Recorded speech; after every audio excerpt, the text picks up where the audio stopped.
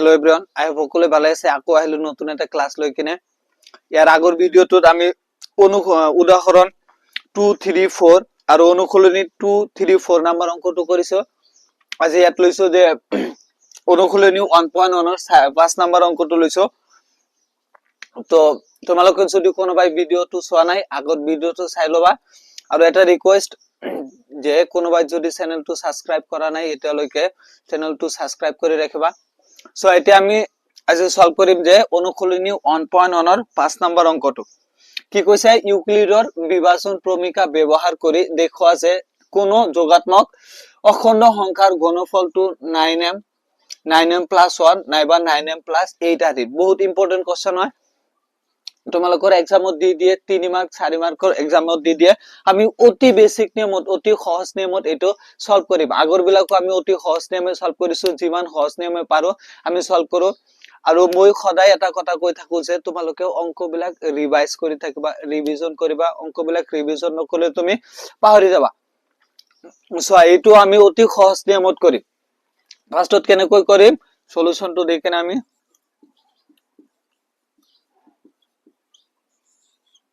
ধরিলাম কি যে ধরা হল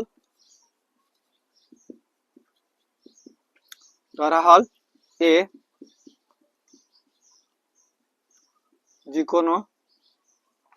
যোগাত্মক অখণ্ড সংখ্যা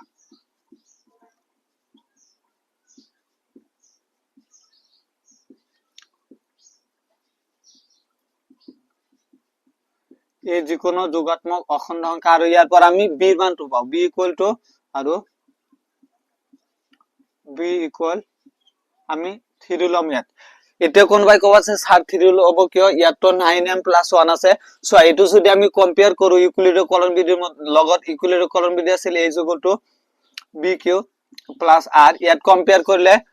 যে 9m+1 ৰ লগত কম্পেয়াৰ কৰলে ইয়াত b ৰ মানটো আহে 9 তোমালোক ভাবি আছে যে ইয়াত আছে 9 4 ইয়াত কিয় 3 ললে সো ইয়াত যেটো b ৰ মান আছে 9 এটা যে ইউক্লিডৰ কন্ডিশন যেটো আছিল যে 0 ≤ r b b ৰ মানটো যদি আমি ইয়াত 9 বহাও তেনে হলে r ৰ মান কিমান পাম জানা r ৰ মান 0 1 2 3 4 5 6 7 8 8 লৈকে পাম এই 8 লৈকে যদি আমি ঘন কৰিবৰ কাৰণে যাও ঘন কৰিব কৈছে যে 0 1 2 3 4 5 6 7 8 এটু যদি আমি ঘন কৰো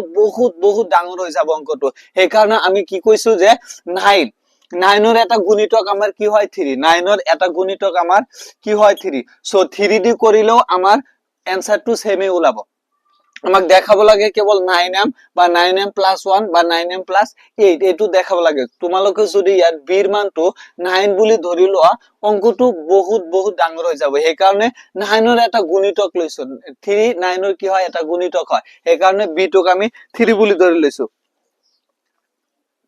আশা কৰো বুজি পাইছা কিহৰ কাৰণে এটুক 3 উলোৱা হৈছে এটা সো আমি ইউক্লিডৰ বিভাজন কলন বিধি মতে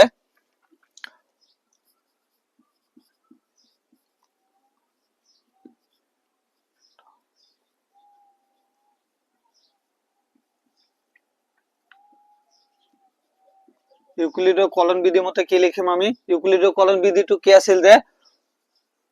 a = bq + r ইয়াত আমি b ৰ মানটো কিমান বহাম 3 বহাই দিম a = 3q + r আৰু এটা যত আমাৰ কন্ডিশন আছিল যত কি কন্ডিশন আছিল যে 0 ≤ r b আছিল আমি ইয়াত b ৰ মানটো কিমান বহাই দিম 3 বহাই দিম b ৰ মানটো 3 বহালে যে 0 ≤ r b এতিয়া আমি ইয়াৰ পৰা r ৰ মানটো উলাই লব পাৰিম নে r ৰ মান কি হ'ব 0 হ'ব বা 0 তকৈ ডাঙৰ হ'ব 3 তকৈ সৰু হ'ব অৰ্থাৎ ইয়াৰ পৰা আমি r2 পাব পাৰিম অৰ্থাৎ r কিমান হ'ব r হ'ব আমাৰ 0 হ'ব 1 হ'ব আৰু কি হ'ব 2 আৰ কি কি হল ইয়াৰ পৰা যে r2 0 হ'ব বা 0 তকৈ ডাঙৰ হ'ব কিন্তু 2 তকৈ সৰু হ'ব অৰ্থাৎ r ৰ ভ্যালু কি কোলাল আমাৰ r = এটা 0 হল 1 হল আৰু এটা 2 হল এটো আমি এই যে ইউক্লিডৰ কলন বিধিটোত বহাই দিম 0 r ৰ ভ্যালু 0 বহাম r ৰ ভ্যালু 1 বহাম r ৰ ভ্যালু 2 বহাম বহাই কিনে দুয়ো ফালে আমি ঘন কৰি চাম এটা চোৱা তোমালোকে এনেকৈ স্টেপ বাই স্টেপ লিখিবা আমি অতি সহজ নিয়মত সিম্পলি স্টেপ বাই স্টেপ লিখি আছো এটা চোৱা যদি r = আমি লিখিম যদি r ইকুয়াল টু 0 পুট করো তেনেহলে কি হবো r ইকুয়াল টু 0 পুট করলে সোয়া a equal to 3q plus 0 0 টু লিখিব না লাগে এই কারণে কি হবো r ইকুয়াল টু 3q এটা আমি দুইয়ের ফালে ঘন করে দিই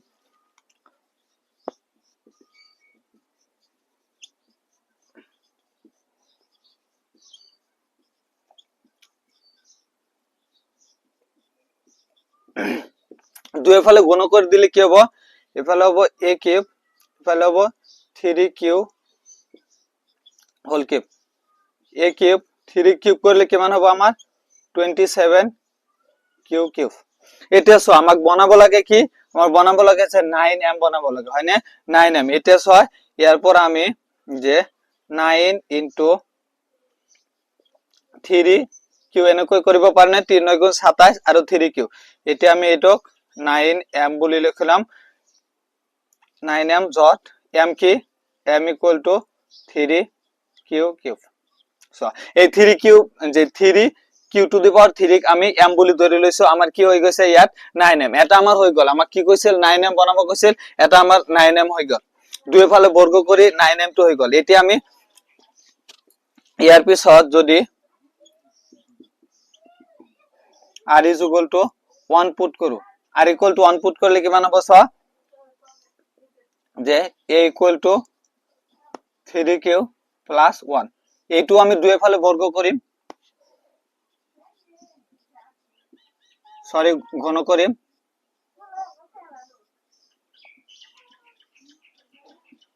দুই ফালে ঘন করলে কি হবে এফালে হবে a কিউব 3q plus 1 का হোল কিউব সো এটু কি হইছে a plus b হোল কিউবের আমার ফর্মুলা টু পরিছে না a plus b হোল কিউবের ফর্মুলা কি আছিল যে a plus b হোল কিউবের ফর্মুলা আছিল আমার a cube plus 3 a square b plus 3 a b square plus b cube আমি এই ফর্মুলাটো ভাঙি দিম এটুক ইয়াত a কি মান আছে এ হইছে 3 কিউব plus 3 a আছে আমার 3 কিউব b হইছে আমার কি মান 1 পিছ আকো 3 a হইছে আমার 3 কিউব b হইছে আমার কি মান 1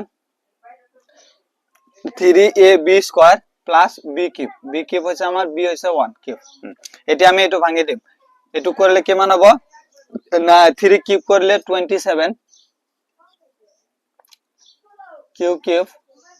প্লাস 3 কি স্কয়ার করলে 9 হবে 9 ক ইয়ার লগত মাল্টিপ্লাই করিলে কি মান হবে 3 লগত মাল্টিপ্লাই করলে 27 ইনটু 1 27 হবে আকো 27 কিউ স্কয়ার প্লাস কি মান হবে যে 3 ইনটু 3 9 ইনটু 1 9 হবে 9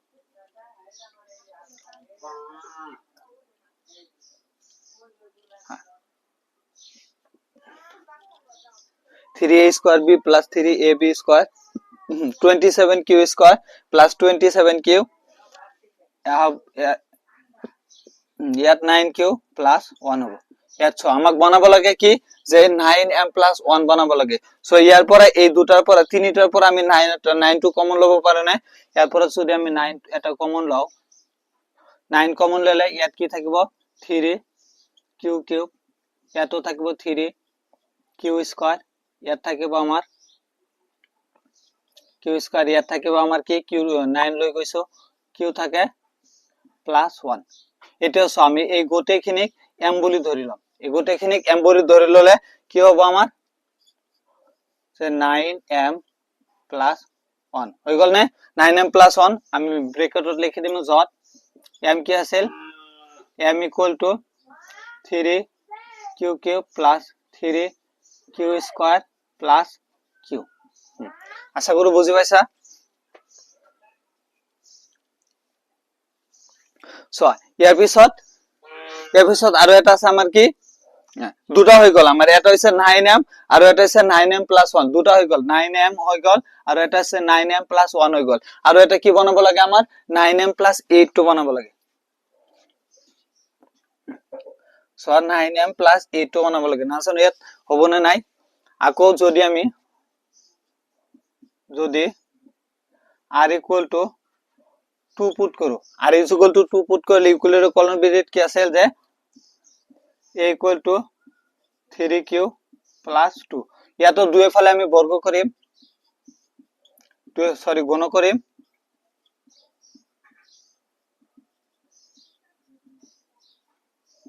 দুই ফালে গুণ করলে কি হবে এফালে a কিউব প্লাস 3q 2 का হোল কিউব এটু a প্লাস b হোল কিউবৰ ফৰ্মুলাত পৰিছে ইয়াত যদি আমি এটু ভাঙি দেও কি হ'ব যে 3 a cube plus 3 a square b plus 3 a b square plus b2 কি মান হইছে আমার 2 b কিউব সো এটু করলে 3 কিউব করলে 27 27 কিউ কিউব আকৌ এটু করলে 3 3 9 আর 3 9 গুণ 27 27 কিউ স্কয়ার প্লাস করলে 27 into 2 54 হবে আমার হ্যাঁ 54 কিউ স্কয়ার আকৌ 3 3 9 আর ইয়াত আছে 4 36 36 কিউ প্লাস 8 সো ইয়ার পর আকো কি বানাব লাগে আমার 9m plus 8 সো ইয়ার পর আকো আমি 9 টু কমন লম 9 কমন ললে কি হবে ইয়াত থাকিব আমার 3 কিউ কিউব ইয়াত থাকিব আমার 6 6 9 54 6 কিউ স্কয়ার ইয়াত হবে আমার 4 4 কিউ প্লাস 8 এটা আমি এই গোটেইখিনিক m বুলি ধৰিলাম সো তেনে হলো হৈ গল আমার 9m plus 8 যত m or value to কিমান m or value to হৈছে 3 q cube plus 6 q square plus 4q আশা কৰো সকলো বুজি পাইছা যে মোৰ বৰ্ডত জাগা হোৱা নাই এই কাৰণে মানে এনেকৈ লিখিছো সো অতি সিম্পল মই আকৌ এবাৰ যে বুঝাই দিবলৈ ট্ৰাই কৰিছো যে ইউক্লিডৰ কলন বিভাজন প্ৰমিকা ব্যৱহাৰ কৰি দেখুৱা আছে কোন যোগাত্মক অখণ্ড সংখ্যাৰ গুণফলটো আমাক কি কৰিব কৈছে গুণফলটো 9m plus 1 নাইবা 9m plus 8 আছে ফার্স্টত আমি ধৰি লৈছো যে এই যিকোনো যোগাত্মক অখণ্ড সংখ্যা আৰু ইয়াত পৰা b ৰ মানটো কি হৈছে আমাৰ 3 এতিয়া আমি ইউক্লিডৰ কলন বিধিত ব্যৱহাৰ ইউক্লিডৰ কলন বিধি আছিল a = bq plus r b ৰ মানটো আমি 3 বহাইছো plus r যত এটো এটা কন্ডিশন আছিল যে 0 less than equal r less than b b ৰ মানটো 3 ইয়াৰ পৰা আমি r ৰ মান তুলাই লৈছো r ৰ মান কি হৈছে 0 হৈছে 1 আৰু 2 হৈছে ইয়াত চ r ৰ মান এটা এটা কৈ আমি বহাই দিম r ৰ মান ইয়াত যদি 0 বহাইছো a = 3 কো দুই ফালে গুণ কৰিলে আমাৰ কি ওলাইছে 9m টো ওলাইছে আকৌ আমি r ৰ ভ্যালু যেতিয়া 1 বহাইছো 1 বহাই ইয়াত দুই ফালে গুণ কৰিলে এটু a plus b হোল কিউবৰ ফৰ্মুলাত পৰিছে এইখিনি কৰি আমি কি ওলাইছো 9m plus 1 ওলাইছো আকৌ r = যেতিয়া আমি 2 পুট কৰিছো 2 পুট কৰাৰ পিছত ইউক্লিডৰ কলন বিধি মতে a = 3q plus 2 এটু দুই ফালে আমি গুণ কৰি ইয়াৰ পৰা আমি ওলাইছো কি 9m plus 8 তো এইটোই কৈছিল আমাৰ যে যিকোনো অখণ্ড সংখ্যাৰ গুণফলটো 9m plus 1 বা 9m plus 8 ওলাব লাগে আমি 9m plus 1 9m plus 8 ওলাই দিছো আশা কৰো সকলো বুজি পাইছা এটা তোমালোকে তলত লিখি দিবা আমাৰ তলত জায়গা নাই এই কাৰণে ভিডিওটো পজ কৰি নোট কৰি লোৱা তোমালোকে এটা তলত লিখি দিবা মই ওপৰত লিখি আছো আশা কৰো সকলোৱে লিখিছা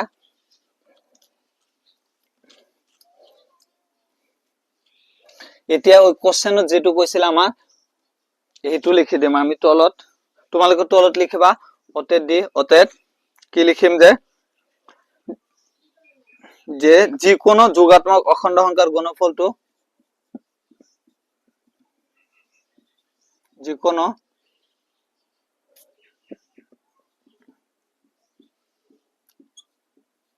যোগাত্মক অখণ্ড সংখ্যাৰ গুণফলটো 9m বা 9m plus 1 নাইবা 9m plus 8 আহিল।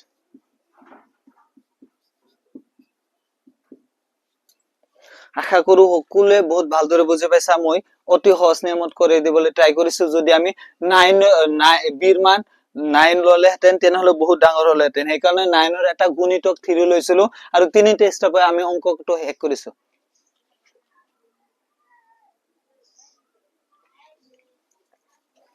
আশা কৰো হৈ গৈছে। এতিয়া আমি নেক্সটটো চাম।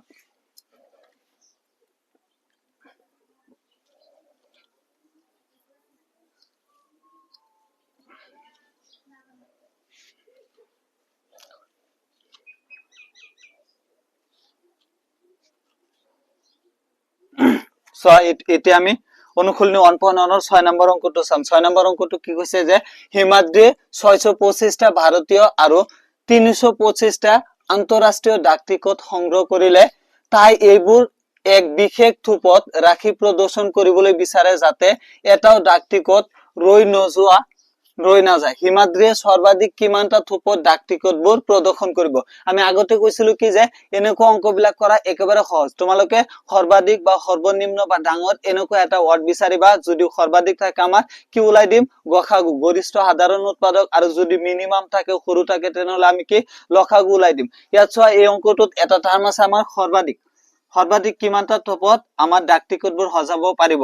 তেওঁ কৈছে যে ইয়াত দুটা সংখ্যা আছে 625 আৰু 325 আৰু ইয়াত সৰ্বাধিক আছে, তেনেহলে আমি কি ওলাই দিম, ইয়াত গসাগুটো ওলাই দিম। গসাগু ওলাই দিলে আমাৰ এনসাৰটো ওলাই যাব। এই দুটা সংখ্যা 625 আৰু 325ৰ গসাগুটো ওলালে যেটো গসাগু ওলাব সেইটোই হ'ব আমাৰ এনসাৰ। চোৱা এটো আমি সমাধান কৰিম। ইউক্লিডৰ কলম বিধি মতে আগত ডাঙৰটোক আমি সেপাৰেট কৰিলাম। ডাঙৰ কিমান 625 is greater than 325। এতিয়া ইউক্লিডৰ কলম বিধিটো আমি ব্যবহাৰ কৰিম।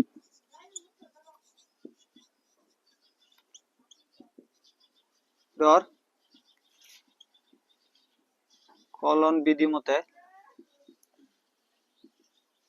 ইউক্লিডৰ কলন বিধি মতে কি আছিল, আমি ডাঙৰটোক আগত সৰুটোৰ হৰণ কৰিম। ডাঙৰ কিমান 625ক আমি 325 ৰে ভাগ কৰিম। 625 325 যদি 2 টাইমস দেও তেনেহলে 650 হৈ যাব, না যায় 1 টাইমস গলে আমি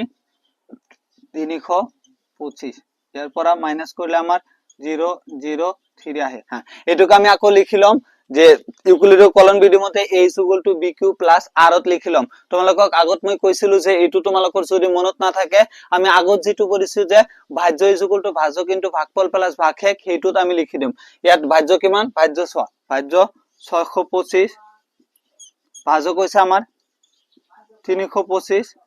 ভাগফলটো আমাৰ কিমান হল 1 আৰু ভাগশেষটো হৈছে আমাৰ 300। আমি ইয়াত লিখি দিম যে ভাগশেষ 0 নোলাল, ভাগশেষ not equal to 0। আকৌ আমি কি কৰিম, এই ডাঙৰটো সৰুটোৰ হৰণ কৰিম। ইয়াত ডাঙৰ কিমান 325ক আমি 300 ৰে ভাগ কৰিম। কিমান টাইমস যাব 1 টাইমস। 1 টাইমস দিলে হ'ব আমাৰ 300, ইয়াৰ পৰা মাইনাস কৰিলে আমাৰ কিমান থাকিব 25। এইটোক আকৌ আমি লিখি লম যে 325 হৈছে ভাজ্য, ভাজক হৈছে আমাৰ 300, ভাগফল হৈছে আমাৰ 1 প্লাস ভাগশেষ 25। এটাও ভাগশেষ 0 নোলাল, ভাগশেষ not equal to 0। আকৌ আমি এইটোক এটোৰ হৰণ কৰিম। 300ক আমি কি এৰে হৰণ কৰিম 25 ৰে হৰণ কৰিম। কিমান টাইমস হ'ব 10 টাইমস দিলে হ'ব 250, 12 টাইমস দিলে হ'ব আমাৰ 300। হ্যাঁ ফাইনালি আমাৰ 0 লাই গল। এটোক আকৌ আমি লিখি লম। ইয়াত ভাজ্য হৈছে আমাৰ 300, ভাজক হৈছে 25, ভাগফল 12, ভাগশেষটো 0 ওলাল। লিখি দম যে ভাগশেষ equal to 0। ভাগশেষ যেতে 0 ওলাই কি কৈছিল, যেটো সংখ্যাৰে ভাগ কৰিলে ভাগশেষ 0 ওলাব সেইটো হৈছে সেই সংখ্যা দুটা গসাগু। তেনেহলে আমি ইয়াত লিখিম মতে 625 আৰু 325 ৰ গসাগু কিমান 25। এটো যেটো 25 আছে কি কৈছে, হিমাদ্ৰী সৰ্বাধিক কিমানটা থোপত ডাক টিকটবোৰ প্ৰদৰ্শন কৰিব। আমি ইয়াত লিখি দিম অতএব এই হিমাদ্ৰীয়ে সৰ্বাধিক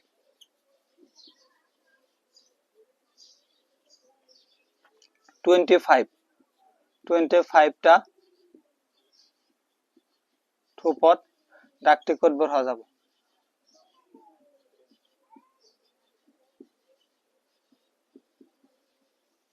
একেবাৰে সহজ তোমালোকে ভয় না খাবা তোমালোকে ল্যাঙ্গুয়েজ বিলাক চাই অঙ্কৰ ল্যাঙ্গুয়েজ বিলাক চাই কেটো ভয় খাব না লাগে অঙ্কটো সেটা আমি সমাধান কৰিম অঙ্কটো একেবাৰে সহজ হয় সো ইয়াত কি কৰিছো অকল আমি গসাগুটো লাই দিছো যেটো ইউক্লিডৰ কলন বিধি ব্যৱহাৰ কৰি আগত গসাগু লাইছিলো তেনেকৈ গসাগু লাইছো গসাগু যেটো 25 ওলাইছে এইটোই তেওঁৰ যেটো কিমানটা থোপত সজাব 25টা থোপত ডাক টিকট বোৰ সজাব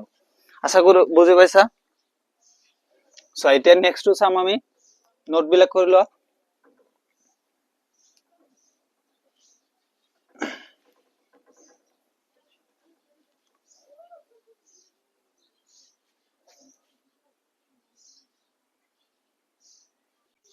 সো এতিয়া আমি next to some next two কিমান আছে অনুকূলনী 1.1 ৰ 7 নম্বৰ অংকটো লাস্ট যেটো আছে 7 নম্বৰ অংকটো আমাক কি কৈছে যে কোনোবাই যদি আমাৰ লেখাবিলাক বুজি নোপোৱা তোমালোকে নিজৰ কিতাপত চাবা আছে আমাৰ লেখাবিলাক ইমান ভাল নহয় বৰ্ডত যে কি কৈছে দুডাল ৰছীৰ দৈৰ্ঘ্য ক্ৰমে 64 সেমি আৰু 80 সেমি দুইডালৰ পৰা সমান দৈৰ্ঘ্যৰ টুকুৰা কাটি উলিয়াব লাগে অকনো ৰৈ নোযোৱাকৈ দুইডাল ৰছীৰ পৰা তেনে টুকুৰা সৰ্বাধিক দৈৰ্ঘ্য কিমান হ'ব এইটো সিমিলাৰ হয় যে আমি কি কৈছো যে সৰ্বাধিক থাকিলে আমি গসাগু উলাই দিম আৰু সৰ্বনিম্ন থাকিলে আমি লসাগু উলাই দিম এইটো কোশ্চেনটো চোৱা যে সৰ্বাধিক বিলাটা টাৰ্ম আছে সৰ্বাধিক আছে তেনেহলে আমি কি উলাই দিম গসাগু গৰিষ্ঠ সাধাৰণ উৎপাদক ইয়াত দুটা সংখ্যা আছে আৰু সৰ্বাধিক আছে তাৰ মানে আমি গসাগুটো উলাই দিম সলিউশন যে আমি গসাগু কেনে কোলাই ডাঙৰ সংখ্যাটো আগত সেপাৰেট কৰি লম 80 ইজ গ্ৰেটাৰ দেন 64 এটা আমি ইউক্লিডৰ কলন বিধি ব্যৱহাৰ কৰিম ধৰ কলন বিধি মতে ইউক্লিডৰ কলন বিধি মতে কি হ'ব আমাৰ ডাঙৰটো সৰুটো হৰণ কৰিম ডাঙৰ কিমান ডাঙৰটো 80 আমি 64 ৰে যেটো হৰণ কৰিম কিমান টাইমছ হ'ব 1 টাইমছ দিলে 64 ইয়াৰ পৰা মাইনাস কৰিলে 6 আহিব 1 আহিব 6 টাইম এটোক আমি লিখি লম যে ভাজ্য কিমান 80 ভাজ্য কৈছে আমাৰ 64 ভাগফল 1 আৰু ভাগশেষটো 16 ভাগশেষ 0 নহলাল লিখিম আমি ভাগশেষ not equal to 0 আকৌ আমি ডাঙৰটো সৰুটোৰ হৰণ কৰিম ডাঙৰ কিমান 64 ক আমি 16 ৰে হৰণ কৰিলে কিমান টাইম যাব 4 টাইমছ হয়নে হ্যাঁ 4 টাইমছ দিলে 64 ফাইনালি কিমান আহিল 0 আহিল এটো আমি লিখলাম 64 ইকুয়াল টু ভাজক 16 ভাগফল হৈছে 4 ভাগশেষ হৈছে আমাৰ 0 ভাগশেষ একেবাৰে সহজ তোমালোকে ল্যাঙ্গুয়েজ চাই ভয় না খাবা দেখা কিমান হচ্ছে দুটা স্টেপতে হৈ গৈছে এতিয়া আমি 16 ৰে হৰণ কৰাত ভাগশেষ 0 লা তাৰ মানে এই দুটা সংখ্যাৰ গসাগু কিমান 16 অতএব আমি লিখিম যে 80 আৰু 64 ৰ গসাগু কিমান গসাগু হৈছে আমাৰ 16 কি কৈছিল আমাৰ তেনে টুকুৰাৰ সৰ্বাধিক দৈৰ্ঘ্য কিমান হ'ব ইয়াত লিখি দিম আমি অতএব তেনে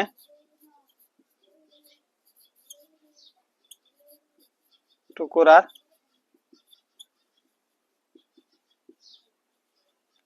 সর্বাধিক দৈর্ঘ্য হব কিমান 16 সেন্টিমিটার 16 সেন্টিমিটার এটো তেনে টুকুৰা সৰ্বাধিক দৈৰ্ঘ্য কিমান হ'ব আমাৰ 16 সেন্টিমিটাৰ আশা কৰো সকলোৱে বুজি পাইছা নোটখিনি কৰি ল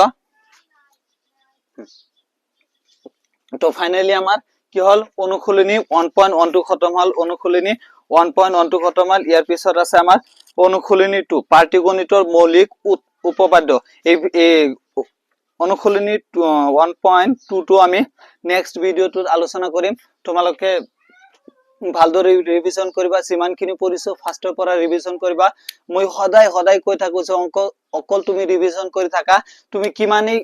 মানে বেয়া ষ্টুডেন্ট নহ কিয় অংকটো তোমাৰ ভাল লাগিব অংক তুমি যদি ৰিভিজন নকৰা ভাল নালাগে অংকটো টান লাগিব সো এই কাৰণে অংকটো সদায় ৰিভিজন কৰি থাকিবা আৰু এটা ৰিকোয়েস্ট মোৰ চেনেলটো সাবস্ক্ৰাইব কৰি ৰাখিবা লাইক কৰিবা কমেন্ট কৰিবা থ্যাংক ইউ সো মাচ ভিডিওটো চোৱাৰ কাৰণে